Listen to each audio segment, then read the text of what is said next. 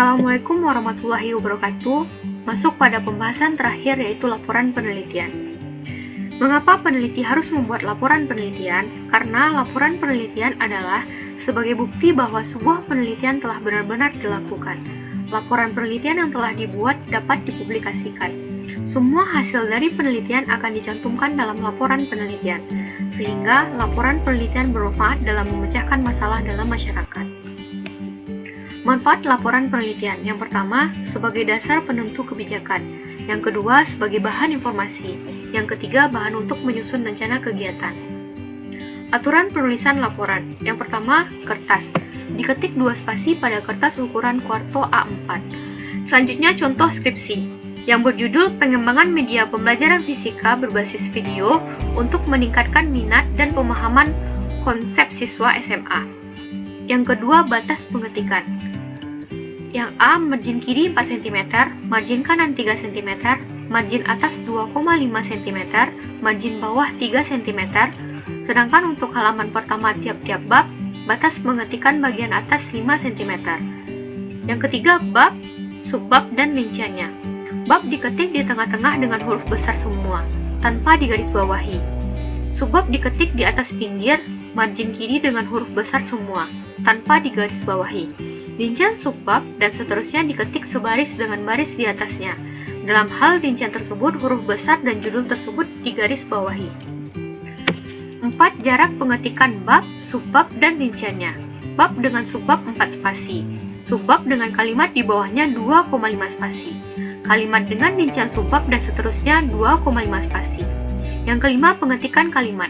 Alinea baru diketik di pinggir, tidak menjorok sebaris di atasnya dengan jarak 2,5 spasi dengan baris di atasnya. Petikan lebih dari 3 baris diketik 1 spasi, dan seterusnya diketik menjorok ke dalam 7 ketukan. Semua petikan harus diberi nomor di belakangnya, dan harus diletakkan setengah spasi di atas huruf. Catatan kaki diketik 1 spasi, dan nomor cetakan kaki harus sama dengan nomor kutipan di atasnya. Sedangkan jarak antara pengetikan 2 cm pada bagian bawah adalah barisan terakhir dari kata-kata dalam teks. Atau kalau ada catatan kaki berisi baris terakhir dari catatan kaki. Yang keenam, penomoran halaman. Bagian pendahuluan yang meliputi halaman judul, kata pengantar, dan daftar isi memakai angka Romawi kecil dan diketik di sebelah tengah bawah pada margin bawah atau sedikit di bawahnya. Contoh huruf Romawi kecil seperti ini. Selanjutnya, bagian tubuh atau pokok dan bagian penutup dengan kata Latin dan diketik pada batas pinggir margin kanan atas 1, 2, 3, dan seterusnya seperti ini. Nomor halaman pada halaman pertama dari tiap bab diketik bagian tengah bawah tepat pada margin bawah atau sedikit di bawahnya. Selanjutnya, nomor halaman lampiran ditulis seperti pada nomor halaman pertama dari tiap bab. Format laporan penelitian. Yang pertama ada judul, abstrak berisi ringkasan dari laporan, hasil penelitian, kesimpulan, dan saran. Yang ketiga, kata pengantar. Yang keempat, daftar tabel, gambar, atau tabel lampiran. Yang kelima, bab 1.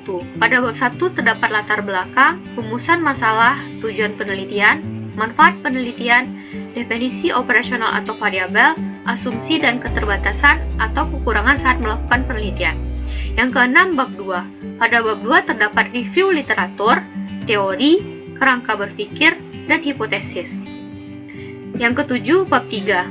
Pada bab 3 terdapat populasi dan sampel atau subjek penelitian, metode pengumpulan data, yaitu wawancara, tes, observasi, dan lain-lain.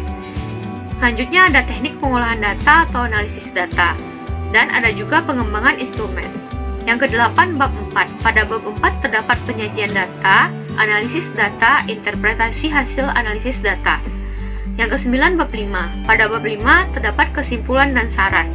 Bagian utama dari skripsi. Yang pertama, pendahuluan. Seperti yang teman-teman lihat. Selanjutnya, kajian pustaka pada bab 2. Selanjutnya, metode penelitian pada bab 3. Selanjutnya, hasil dan pembahasan pada bab 4. Nah, selain itu juga terdapat bagian penunjang pada laporan penelitian, yaitu daftar isi. Selain daftar isi juga ada kata pengantar, daftar pustaka, dan lampiran. Baiklah, sekian pembahasan topik laporan penelitian. Terima kasih. Assalamualaikum warahmatullahi wabarakatuh.